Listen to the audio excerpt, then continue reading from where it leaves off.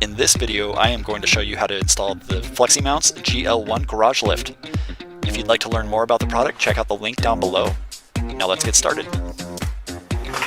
If you don't know where the joists are, you can use a stud finder like this one.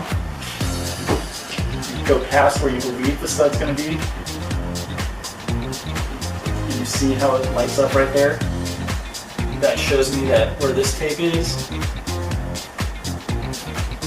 Here. And there is a stud. It shows you that there's a stud right here. I found it easiest to put the tape on the template on the ground and then put it up on the ceiling. And make sure the template is as flat as possible on the ceiling. You do not want to have any sagging. The two brackets at the top right and bottom right of the template are for the axle and the wire ropes. And this is the front side of the rack because this is where the winding pole will be. The two brackets in the back where the pulleys are, and these are on the top left and bottom left. The three holes down the middle of the template are not needed for this installation. Each lag screw got one washer, and I got all of them ready before I started installing them. After holding the appropriate bracket where it belongs and marking for the drill holes, I drilled a 3/16 inch or 5mm hole that was 2.5 inches deep in each location. You want to make sure that you hit the stud when you do drill into the ceiling. If you do not hit any wood up there, then the template is in the wrong location and you want to move it and start over. I have a drill bit that fits the head of these lag screws, and that made it a lot easier for me to be able to install these brackets. But if you don't have that bit, you can use the wrench that comes with the set. Now I'm going ahead and putting the other three brackets up on the ceiling, the same way I just did.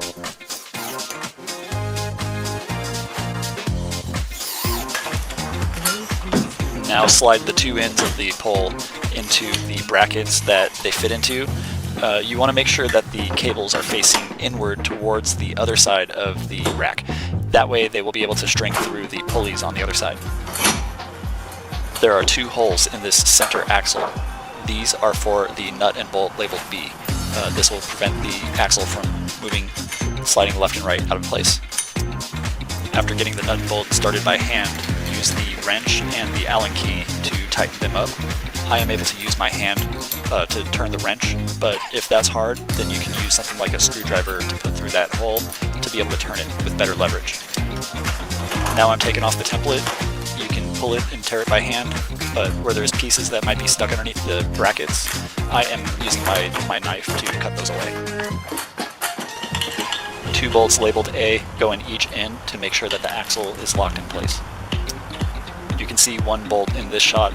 The other one goes on the other side of the bracket, which is out of view right now. Now I'm unwrapping the cables and I'm going to hang them down so that they are untangled and ready for the next part of the process.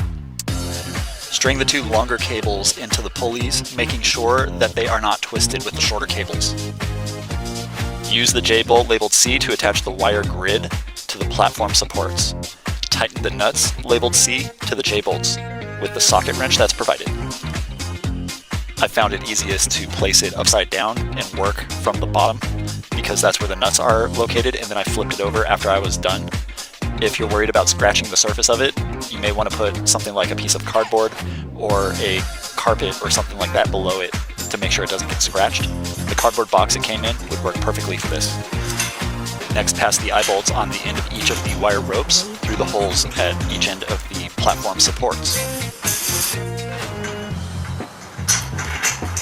Place one flat washer on each of these eye bolts and then two nuts labeled D on each of these eye bolts. The two nuts will lock in place after you tighten them both down. There's a safety lock on the gearbox that needs to be removed before you can attach the winding pole.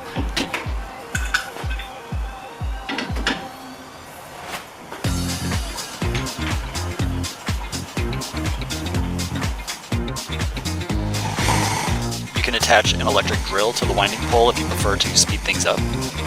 This helps raise and lower the rack a lot quicker. And that's how easy it is to install the GL1 garage lift by FLEXIMOUNTS. I was able to do it myself, and if you feel confident with your abilities and you understand how I was able to do it in this video, you'll have no problem installing yours. Check out the link down below to learn more about this product, and I'll see you in the next video.